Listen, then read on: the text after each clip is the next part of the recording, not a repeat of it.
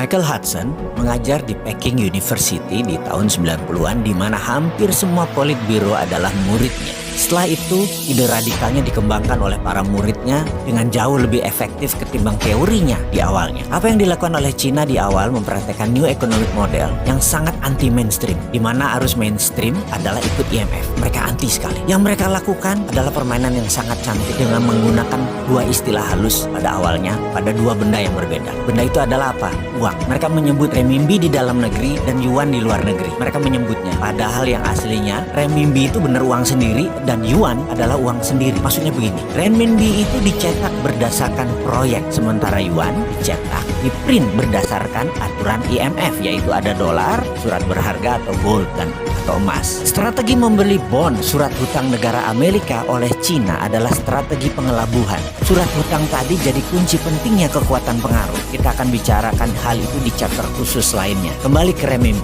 Semua proyek yang dibangun adalah sektor produksi, penyedia kebutuhan pasar dunia. Dan sejak tahun 1980 terus dikawal dengan ketat renminbi tersebut. Lalu bagaimana Cina menguatkan nilai yuan? Ini kita harus mengambil pelajaran. Begini ilustrasinya. Kita, negara Indonesia, sepakat akan meningkatkan nilai rupiah. Maka kita menggunakan platform bernegara yang namanya Spice Road atau Spice Road Initiative. Ini hanya contoh, sekali lagi, ngapunten loh ya, hanya supaya bisa mengerti aja. Inisiatif jalur rempah tadi punya strategi yang sama, yaitu punya rupiah biru yang dicetak berdasarkan proyek, sementara kita mempunyai rupiah merah yang berdasarkan aturan IMF. Lalu kita mencari proyek, kita kirimlah kaum lobbyis ke berbagai negara tetangga kita terutama, misalnya ke Papua Nugini. Di sana kita cari calon pemimpin baru dan kita harus mempunyai kaki dalam tanda petik di sekitar pemimpin baru tersebut. Kemudian ketika Perdana Menteri baru Papua Nugini tersebut dilantik, maka sarankan dia untuk membuat proyek yang banyak dan kalau bisa jangka panjang seperti jalan tol, pelabuhan, bandara, buat dam, pengairan, juga power energy atau power plant untuk listrik. Kita akan biayai proyek mereka tersebut 100%. Katakanlah kita dapat proyek $100 billion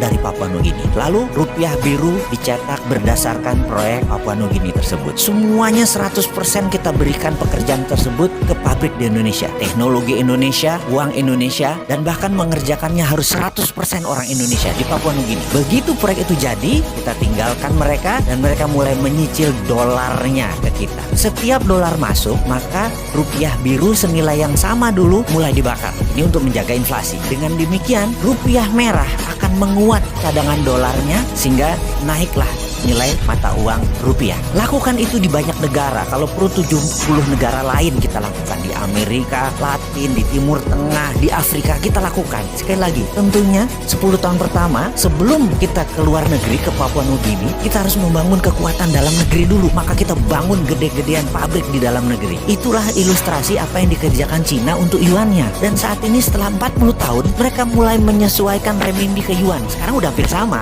Dan sekarang renminbi yang yuan adalah 1:1. Bukan seperti dulu. Banyak negara sudah menjadi penambah kekuatan nilai yuan. Udah 70 negara. Untungnya Indonesia tidak kena program itu. Beda lah, Indonesia lebih pinter. Jadi itu urusan kita dengan Cina. Sekarang ke depan bagaimana? Kita sekarang mau meniru Cina. Gak apa-apa. Yuk cetak rupiah biru. Betul kan?